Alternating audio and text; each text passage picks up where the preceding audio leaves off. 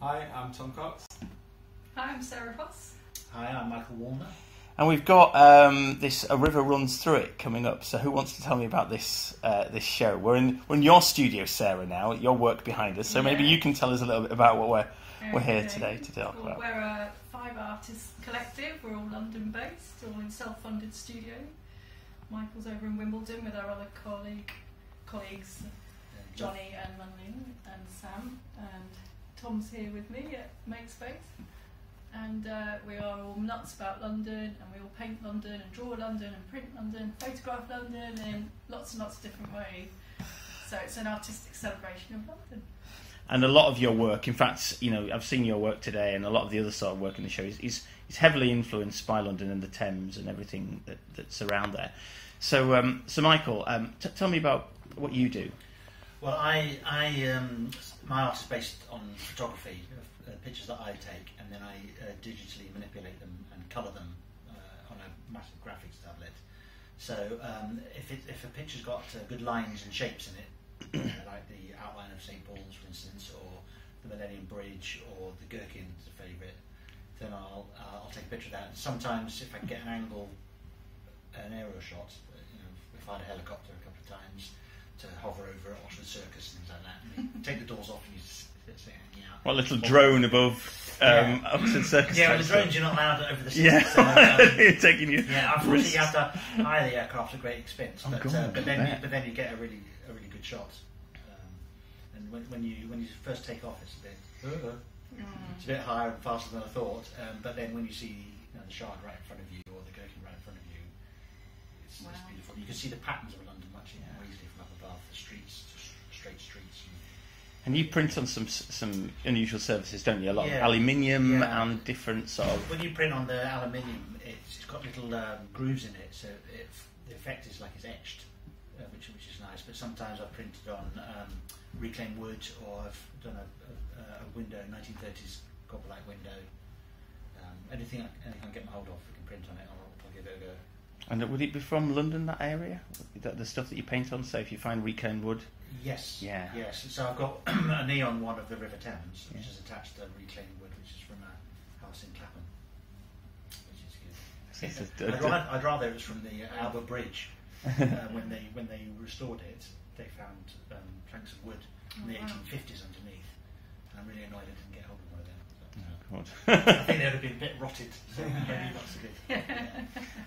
And Tom, I just had a quick look at some of your work earlier. Tell me about what you do. So I paint the urban landscape. I just love painting London. It's kind of a record of my experience of the city. I just love painting the city. I love the narrative of the people within those scenes. I love the bold, angular lines of the city. I sometimes like to go and paint from protests or from construction, because the city changes so quickly. So it's the different narratives and stories and evolutions that are happening, these developments that are happening within the city, because London changes so fast.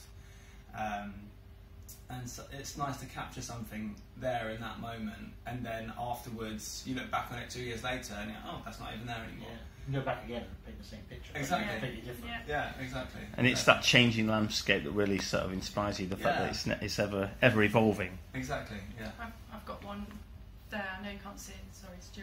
Oh, it's okay. That scene is from 10 years ago, and it's totally different now. Which one? Can we have it up? Which one was The this? one down there. Oh dear. Yes. Oh, this one here? Yeah, you can barely see the There you pointed go. tower corner. I've got some skylines from Waterloo Bridge, and the one Blackfriars is not even in it, and there's a couple of other buildings not even in it, like the walkie-talkie. It's only a few years old. I suppose that's the thing, isn't it? It gives you something always to return to, and a different. I mean, what is it? The mood of the city as well, I suppose, will change depending on what time of the year that you go into, and the time of day too. Like we were talking about Tom's dark ones at night. when all the colours, it's not ever black, is it? The colour, it's almost different shades. With the light pollution, isn't it? It's always like That's really pretty though. a inky blue colour, burnt sort of red. I think also in terms of like the audience, the people, what the general public like to see as well, and what people have responded nicely to our work, is because it's a reflection of London, because it's a reflection of the city that you see every day.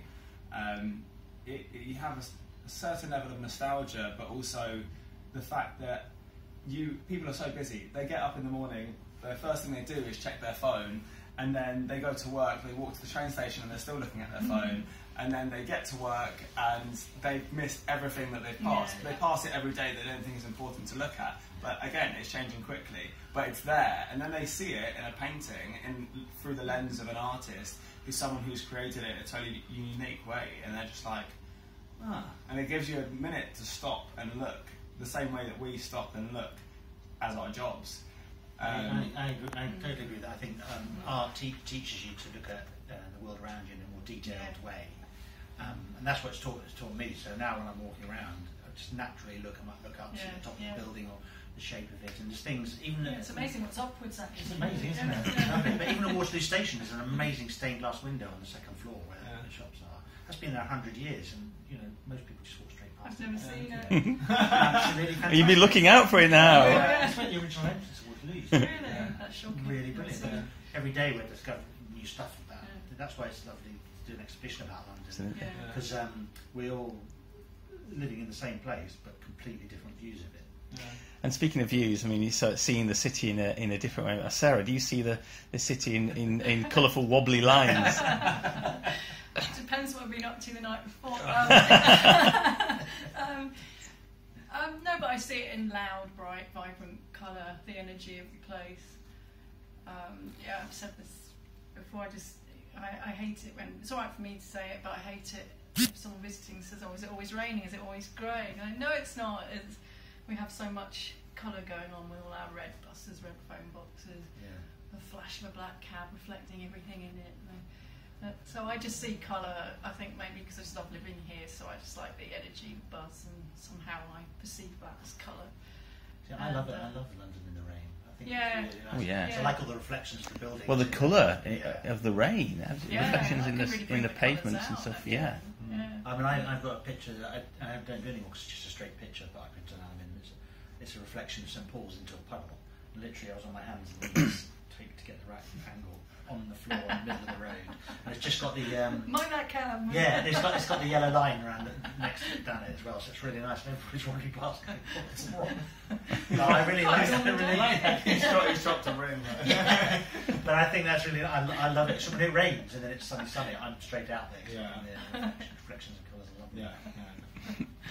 And of course, just on the show, there's a couple of other artists involved as well. And can you tell me about those artists that are also part of the show? Love Jordan is a duo, and they pretty much can do anything. So they do drawings of London, like massive pictures of London by hand, often with biro. They do lots of things with folded up bits of paper, like libraries, but they're huge, but all miniature forms.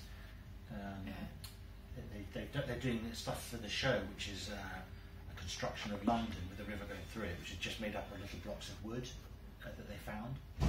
Amazing. So it looks like the skyline of London. And they've just found these bits of wood, and they're literally see them in the studio any time, gluing stuff together, and then it's absolutely brilliant.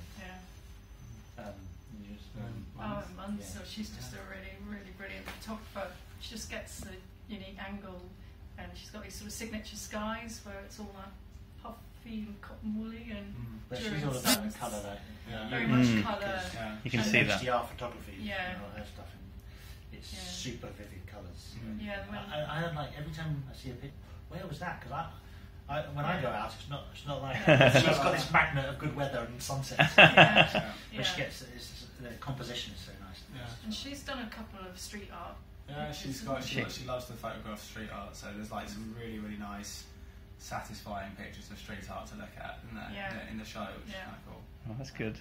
See, for a blog like ours, you know. Yeah. No, definitely. Yeah, that's one of her favourite things, actually. If you're into street art, Mums will be the person in that show. Yeah, definitely. She wants to go anywhere, because I texted a picture on Sunday, street art in Shoreditch I've never seen before. And she's like, I've got to go, where is it, I've got to go. she must go and get it. Yeah, she's on your wavelength, Stuart. Oh yeah, I can imagine. Yeah. I just find that, I mean, you know, working together, you know, painting, you know, I suppose you learn from each other, sort of generate ideas. What's it like painting? So putting on a show like this, where you're all interested in London, you're all sort of collaborating together to put it on. Yeah, it's really good. Yeah. It's not. I organise a lot of shows, and Michael's been doing quite a few now. I think we've all been part and parcel of different exhibitions and kind of on different levels of responsibility. But it's lovely to work with a group of people who really know what they're doing, and who I think everyone has brought something pretty powerful to the table. And I definitely feel like I've learned a lot in the organisation of this show. I think it's really important for artists to. Michael's a very good organiser. Michael's very good.